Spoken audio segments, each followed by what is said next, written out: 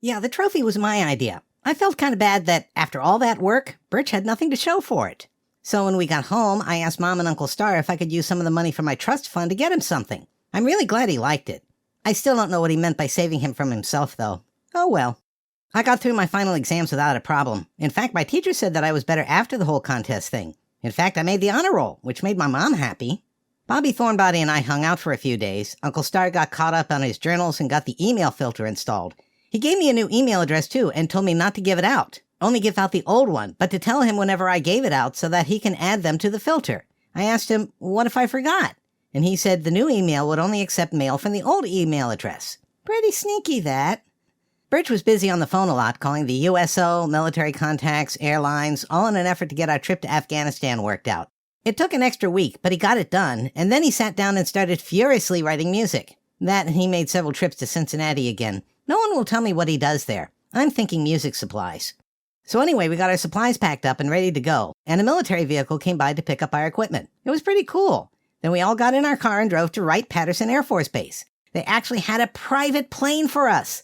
I got to go into the cockpit while it was flying, too.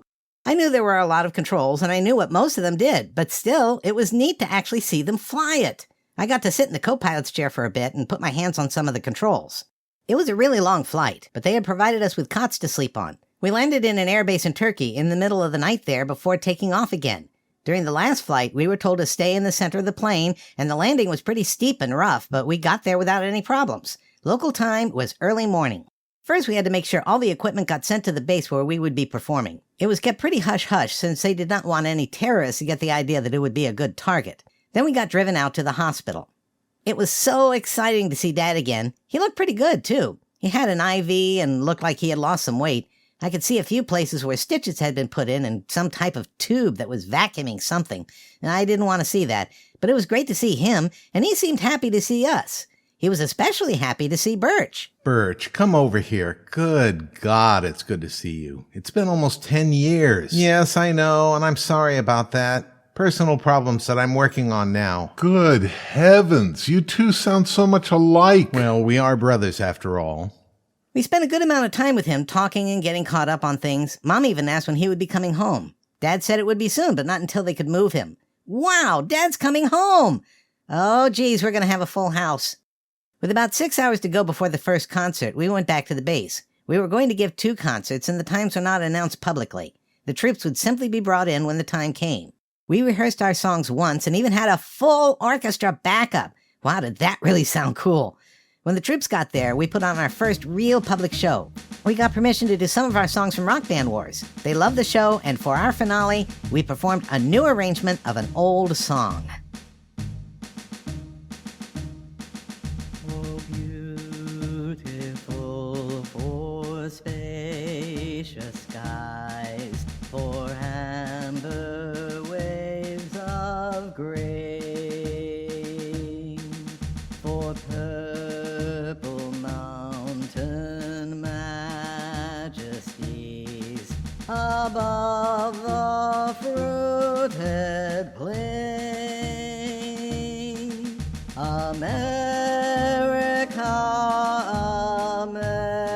America, God shed his grace on thee, and crown thy good with brotherhood from sea to shining sea.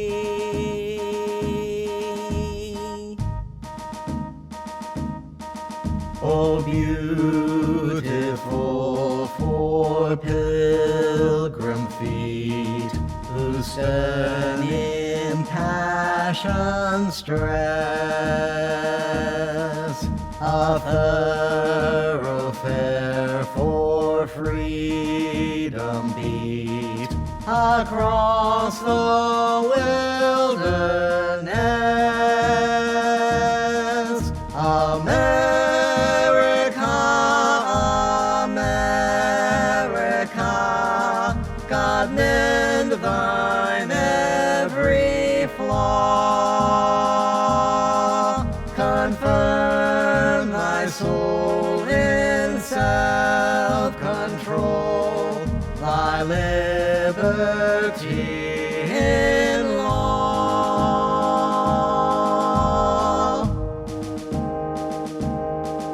Oh, beautiful for heroes proved in liberating strife,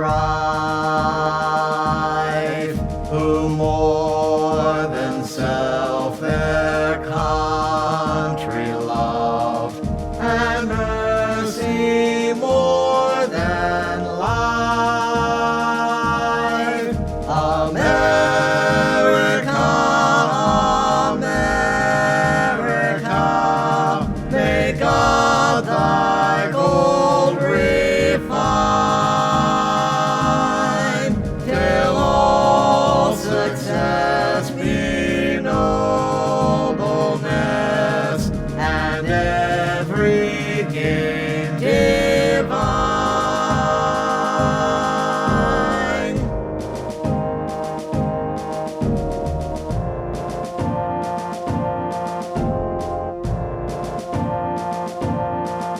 Oh, you